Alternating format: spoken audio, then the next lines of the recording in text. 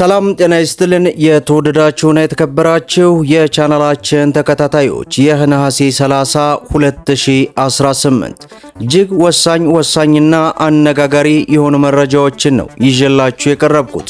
በቅድሚያም ዋና ዋናዎቹን በማስቀደም እንጀምራለን። አዲሱን ረቂቅ አዋጅ አዲሱን መመሪያ በተመለከተ ከዛሬ ጀምሮ ተግባራዊ እንደሚደረግ ይፋ ሆኗል። ይህንን በተመለከተ ሙሉ ዝርዝር መረጃውን ይዘናል።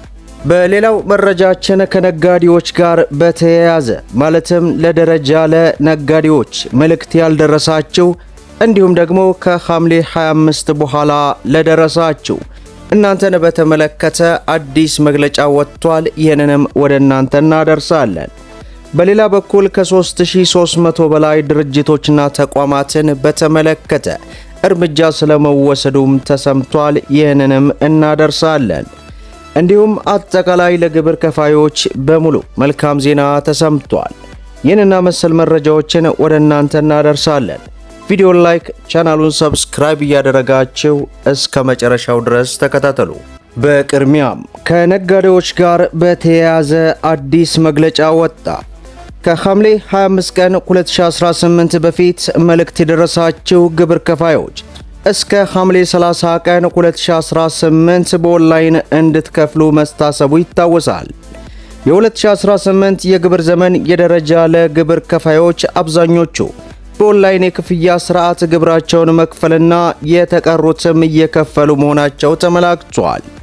በከተማዋ በተለያዩ የንግድ ዘርፎች የተሰማሩ 456,433 የደረጃ ለግብር ከፋዮች እንደሚገኙና እነዚህ ግብር ከፋዮችም 9.2 ቢሊዮን ብር ለመሰብሰብ መታቀዱ ተገልጿል።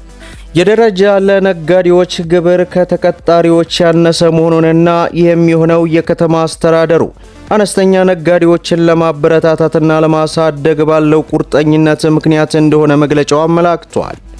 እስከ ሐምሌ 25 ቀን መልእክት የደረሳቸው ግብር ከፋዮች እስከ ሐምሌ 30 ቀን 2018 በኦንላይን እንድትከፍሉ መልእክት ያልደረሳችሁ ወይንም ከሐምሌ 25 በኋላ የደረሳችሁ ደግሞ ያለ ቅጣት እስከ ነሐሴ 20 ቀን 2018 ድረስ መክፈል ስለምትችሉ በትዕግስት እንድትጠብቁ ሲል ቢሮ በዚህ ሰዓት ማሳሰቡ ተገልጿል።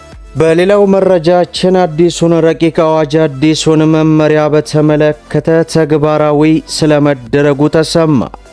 የመንግስት ግዥና ንብረት ባለስልጣን በሁሉም የፌዴራል ተቋማት እየተተገበረ ያለውን የኤሌክትሮኒክስ የመንግስት ግዥ ስርዓት ውስጥ የሰው ሰራሽ አስተውሎት ቴክኖሎጂ ተግባራዊ ቢያደርግም የመጨረሻ ውሳኔዎችም ሆነ ህጋዊ ተጠያቂነት ግን በመንግስት ኃላፊዎችና በባለሙያዎች ላይ እንደሚሆን የሚያደርገውን አዲሱን ረቂቅ አዋጅ ማጽደቁን አስታወቀ። የአሰራሩ ማኑዋል የመንግስት ግዥ ሂደት ዲጂታል ቢሆንም የሰው ሰራሽ አስተውሎት ስርዓት ምክረ ሐሳብና ትንታኔ የሚያቀርብ መሳሪያ እንጂ የመጨረሻ ግዥና ንብረትን የተመለከተ ውሳኔ የሚሰጥ አካል እንዳልሆነ የህጋዊ ተጠያቂነትና የውሳኔ ስልጣን በመንግስት ኃላፊ እጅ እንደሚቀጥልም ያስረዳል። በባለስልጣኑ ዋና ዳይሬክተር ወይዘሮ መሰረት ተፈርመው ሐምሌ 7 ቀን 2018 ለሁሉም የፌዴራልና መንግስት መስሪያ ቤቶችና ለከፍተኛ ትምህርት ተቋማት ከተላከው ደብዳቤ ጋር ተያይዞ የቀረበው ሪፖርተር የተመላከተው ማኑዋል የኤሌክትሮኒክስ የመንግስት ግዥ ስርዓት ውስጥ የሚፈጠሩ መረጃዎችና ሰነዶችን በትክክል ለመያዝና ለማስተዳደር የሚያስችል ስለመሆኑ ተገልጿል። በእነዚህ አዳዲስ ረቂቅ አዋጆችና አዳዲስ ድንጋጌዎች ላይ እንደተገለጸው ስርዓቱ በግዥ ዑደት ውስጥ ስጋቶችን ለመቀነስና ስልታዊ ውሳኔዎችን ለመደገፍ የሚያተኩርባቸው የትግበራ መስኮች መካከል የተናጠል ማጭበርበር ማስታወቂያ ማለትም የሰው ሰራሽ አስተውሎት በግዥ ዑደት ውስጥ የሚከናወን ማንኛውም እንቅስቃሴን ተከትሎ ያልተለመዱ ባህሪያትና የሙስና መልካቾች በራስ ስር መለየት የተቀናጀ የጨረታ ማጭበርበር ማስታወቂያ ማለትም በአቅራቢው መካከል የሚደረግ ሚስጥራዊ የዋጋ ስምምነትና የተቀናጁ የጨረታ ማጭበርበሮች መለየት የሚያስችል የላቀ ባህሪ እንዳለውም ተገልጿል።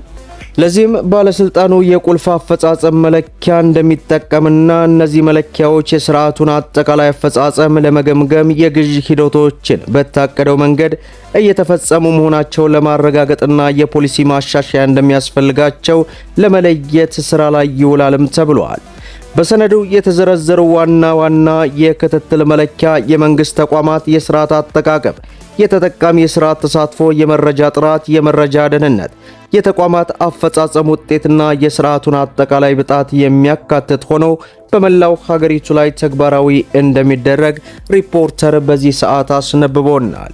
በሌላው መረጃችን ከ3300 በላይ ድርጅቶችና ተቋማት ላይ እርምጃ ስለመወሰዱ ተሰማ። የአዲስ አበባ ከተማ አስተዳደር አካባቢ ባለስልጣን የ2018 እቅድ አፈጻጸም በማስመልከት ዛሬ ሐምሌ 30 ቀን 2018 በተሰጠው ጋዜጣዊ መግለጫ እንዳስታወቀው አካባቢ ብክለት ባደረሱ ከ3300 በላይ ተቋማትና ድርጅቶች ላይ እርምጃ መውሰዱን ገልጿል። መግለጫውን የሰጡት የባለስልጣኑ ዋና አማካሪና የአካባቢ ብክለትና አየር ንብረት ለውጥ ዘርፍ ተወካይ አስተባባሪ የሆኑት አቶ አዱኛ ወንድሙ ናቸው። በበጀት ዓመቱ በ17171 አገልግሎት ሰጪና አምራች ተቋማት ላይ በተደረገው ቁጥጥር የድምፅ፣ የአየር፣ የውሃን ጨምሮ ሌሎች የብክለት አይነቶች በፈጸሙ 3318 ተቋማት የጽሑፍ ማስጠንቀቂያ ጀምሮ እስከ ማሸግ የደረሰ እርምጃ መውሰዱንም ተናግሯል። በሌላው መረጃችን አጠቃላይ ግብር ከፋዮችን በተመለከተ መልካም ዜና ተሰማ። የአዲስ አበባ ገቢዎች ቢሮ አነስተኛ ነጋዴዎችን ለማበረታታትና የግብር ጫናን ለመቀነስና ትርፋማነትን ለማሳደግ የተለያዩ የሪፎርም ስራዎች እየተገበረ መሆኑን በዛሬው ዕለት ይፋ አደረገ። ቢሮው ባለፉት 2 ዓመታት ፍትሐዊ የግብር አሰባሰብ ስርዓትን ለማዘመን፣ የመልካም አስተዳደር ክፍተቶችን ለመቅረፍና ብልሹ አሰራሮችን ለማስወገድ ሰፊ ስራዎች መሰራታቸውንም አውስተዋል። በከተማዋ በተለያዩ የንግድ ዘርፎች በኪራይና በራይድ ትራንስፖርት የተሰማሩ 456433 የደረጃ ለግብር ከፋዮች የሚገኙ ሲሆን ከነዚህም 9.2 ቢሊዮን ብር ገቢ ለመሰብሰብ መታቀዱን ገልጾ ቢሮ አነስተኛ ነጋዴ በግብር ጫና ሳይጎዱ ወደ ትልቅ የንግድ ደረጃ እንዲያድጉ የድጋፍ ስርዓቶችን እያከናወነ መሆኑንም አመላክቷል። በ2018 የግብር ዘመን አብዛኞቹ ግብር ከፋዮች በተዘረጋው የኦንላይን ክፍያ ስርዓት ግዴታቸውን እየተወጡ ሲሆን ቅሬታ ያላቸው ግብር ከፋዮች ደግሞ በወረዳና በክፍለ ከተማ ደረጃ በተዘረጋው የቅሬታ ማስተካከያ ስርዓት መፍትሄ እንዲያገኙ መደረጉንም ቢሮው አውስቷል። በቀጣይ የ2019 በጀት ዓመትን በተለይ እነዚህን ግብር ከፋዮች በተመለከተ እጅግ በጣም መልካም የሆነ አሰራር ተግባራዊ እንደሚደረግ ገልጾ ይህንን በተመለከተ ግብር ከፋዩ ሊያውቀው እንደሚገባ በዚህ ሰዓት የወጣው ሪፖርት አስነብቧል። መደመጥ ያለባቸው ወሳኝና አነጋጋሪ የሆኑ መረጃዎችን ይመስላሉ። ቪዲዮውን ላይክ ሸር አድርጉት እያልኩ እስከ ፍጻሜው ድረስ አብራችሁን ስለቆያችሁ ልባዊ ምስጋናችን እየሰጠን በሌላ ቪዲዮ እስከምንገናኝ ወሰላሙ አለይኩም ወራህመቱላህ።